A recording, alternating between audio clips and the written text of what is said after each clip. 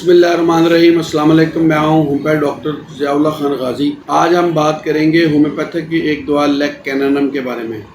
Leg कैनानम की जो मखसूस अलामात हैं उसके अंदर ये है कि इसके अंदर मर्ज जो है अदल बदल कर आती है, यानी कि अगर आपके गले के टॉन्सिल्स वगैरह सोजिश ज़्यादा हैं और इनके अंदर सोजिश है तो आज इस हिस्से के अंदर सोजिश है, हो सकता है कि कल को आपके बाएं हिस्से की तरफ सोजिश हो, यानी कि अदल बदल कर दाएं से बाएं और बाएं से दाएं। और अगर आपको दर्द हो रहा है गुर्दे की दाईं साइड पे तो हो सकता है कल को बाईं साइड के ऊपर दर्द हो। इस तरह अगर आपका नाक का नथना एक इस साइड से बंद है, हो सकता है चंद घंटों के बाद आपका दूसरा नाक का नथना बंद हो जाए और पहला खुल जाए। अलामात का इस तरह तब्दील होना, यानी कि दाएं से बाएं जाना या बाएं से दाएं आना, ये लेग कैनानम की बहुत बड़ी अलामतों में से एक। और ये ज़रूरी नहीं है कि अलामतें फौरी तौर पे, ये चंद घंटों में भी अंदर बदल सकती हैं और चंद दिनों में भी और एक दो दिन के वक्फे से भी अदल बदल हो सकती हैं। अगर अलामात अपनी जगह इतनी तेज़ी के साथ तब्दील करें तो वहाँ लेग कैनानम दुआ होती है। दूसरा, वो ख़वातीन अगर वो अपने बच्चों को किसी वजह से दूध ना पिला सकें या उनका बच्चा फोत हो गया हो और उनके पस्तानों के अंदर दूध की मिकदार हो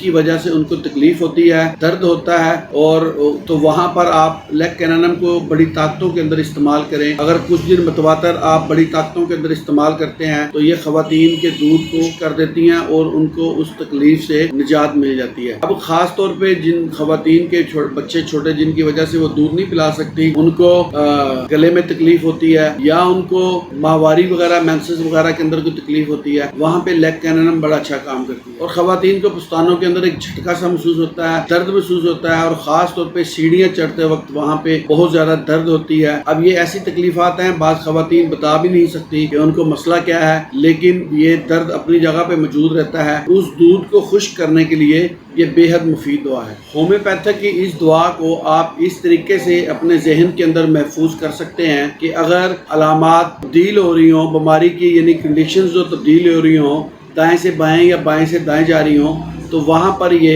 बेहद मुफीद दवाई साबित होती है। और साथ ख़वातीन के अंदर वो दूध की जो मिकदार है उसको ख़त्म करने के लिए ये दवाई इस्तेमाल होती है। अगर तो दूध को खुश्क करना है तो बड़ी ताकतों में, यानी कि आप इसको 1 mg की ताकत के अंदर रोज़ाना एक खुराक ले सकते हैं। और अगर ये अलामात तब्दील हों तो फिर आप 30 में सुबह दोपहर शाम 10-10 कतरे 1 घूंट पानी में ले सकते हैं। तो ये बड़ा अच्छा काम करती है। बहुत शुक्रिया, अपना ख्याल रखिएगा और हमारे इस चैनल का भी ख्याल रखिएगा। इसी तरह की इंफॉर्मेटिव वीडियोस मैं आपके लिए बनाता रहूँगा।